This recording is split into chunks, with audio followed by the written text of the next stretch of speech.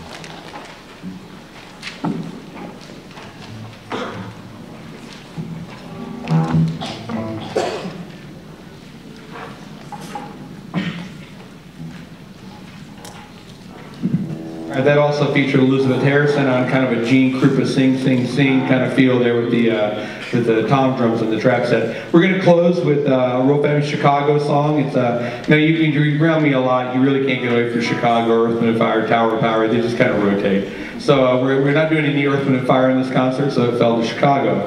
But this is really actually a really good song. We have some really good young guitar players in here. And we're going to feature Daniel Kusikinki, we're going to feature Chris Shuttler, and also I think Molly's also playing one on this too, Molly Sipri. So this is going to be 25 or 624, and it's a really good arrangement, really nice arrangement for this level band, and this will be our closing song with this group.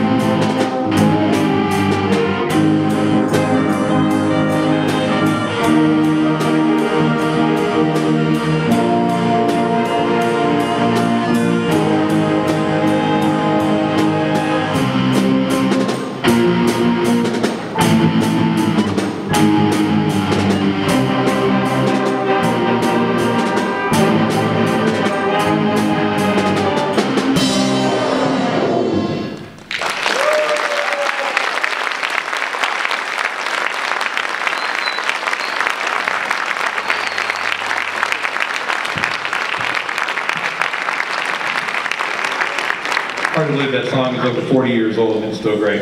All right, if you give us just a moment, we're going to reset with Jazz Band 1. Real quick setup here, and once again, one more hand for Jazz Band 2. Let's give it a big hand.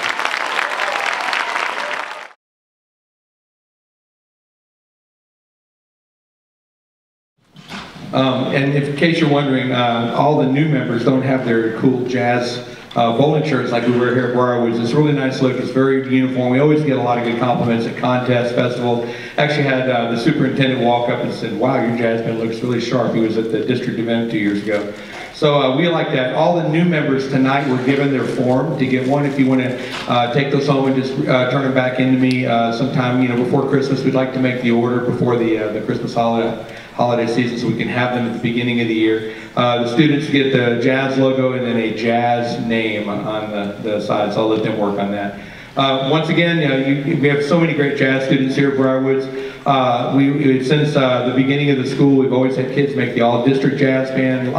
We've had 7 students make the all-state jazz band in the 4 years that that's existed. We're really, really proud of that. So we've been very blessed to have this wonderful interest in jazz here.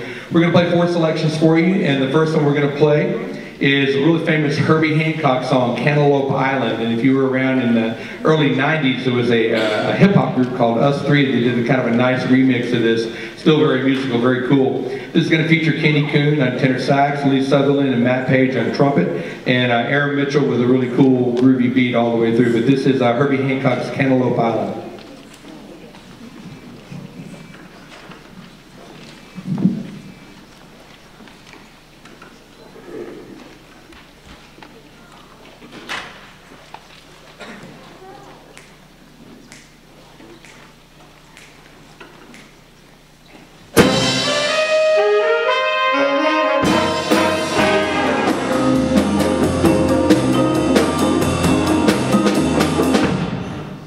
Bye.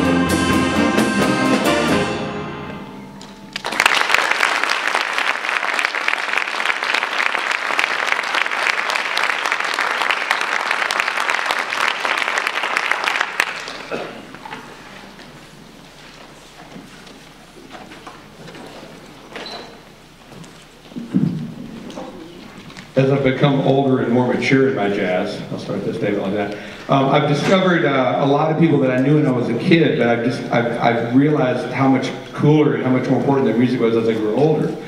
And a lot of you may remember the great Stan Getz Gilberto album of all the Antonio Carlos Jobim music in the 50s that won the album for Grammy Award for Album of the Year and beat the Rolling Stones and the Beatles and all that. It was a huge thing. It had the girl from Iba Mina in it. And that whole album, I remember that song as a kid, I remember a couple other songs, but I never realized how unbelievable the melodies of Jobim were until I began teaching and finding other songs that of his that were arranged mostly for jazz. And I got to tell you, just every time I come across one of the songs and work with them, I just really, really like it. And I remember reading with the jazz band after about a week or so, I said, how many of you really like this song, or what song do you like the melody the most? And they almost all raised their hand to this, because it's just such good melodies, good melodic stuff. This doesn't have any featured solos. It features the whole band. It's called The Waters of March, and it's the music of Antonio Carlos Jobim.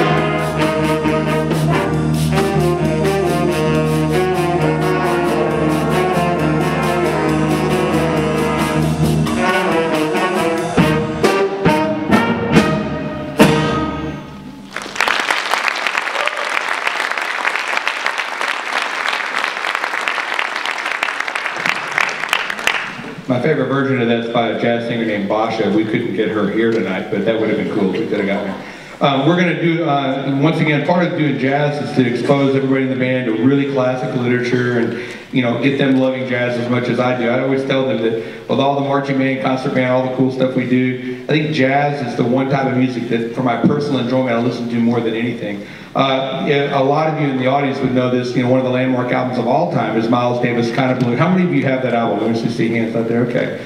You should all have that. Your iPod is invalid if you don't have that on there, at least a couple songs from it. Anyway, Miles Davis had a landmark album in the late 50s called Kind of Blue.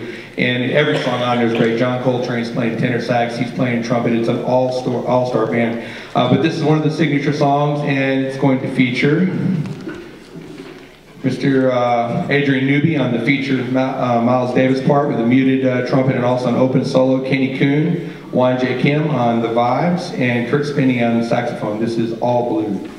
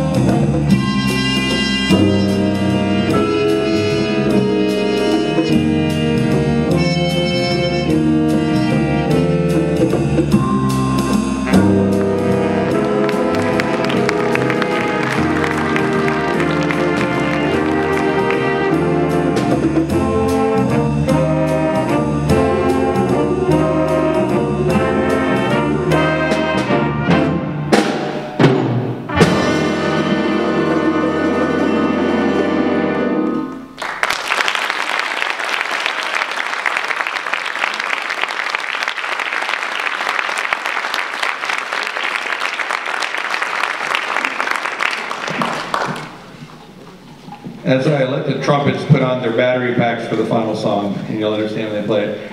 This is a song by Mark Taylor, who is the staff arranger for the Air Force Airmen of Note for many, many years. Has done a lot of classic songs for college and really good high schools. There's not a lot of Mark Taylor stuff that's really easy, but he's some really exciting music. And this is actually inspired by the great Maynard Ferguson Big Band, and of course the scream trumpet section of Maynard Ferguson. It's called Brass Machine, and it's going to feature our entire trumpet section. It's also going to feature Hamza Ahmed on trumpet, and Will Grice, Alex Patterson, and also Donald Kim on the trap set. So this is The Brass Machine by Mark Taylor.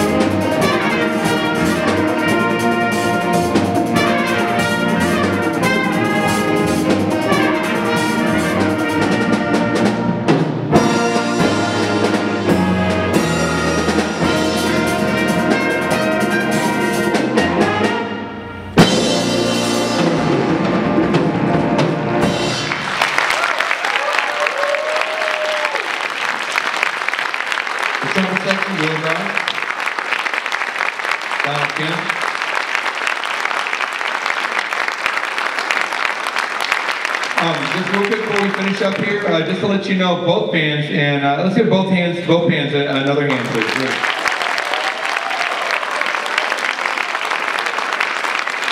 When you're in the middle of marching season and still coming up early for rehearsals, and of course we're in the playoffs now and everything, both of these bands worked up this entire program in about 11 or 12 rehearsals. So real proud of their effort. Jazz band's a real labor of love. It's all done in the mornings right now because of a schedule and everything that's going on. We will immediately begin working on some of our music for the spring. Both bands will play all new music as we go into the new year. And once again, I appreciate everybody who's here tonight because your support of just what we do with our band program, and in particular the jazz bands, is really appreciated. And I think you can tell from the way the students in both bands play, they really enjoy this. And my goal is that they become lifelong jazz listeners, and hopefully I'll play in college at some point. So once again, thank you for coming out tonight, and y'all have a great Thanksgiving. Thank you.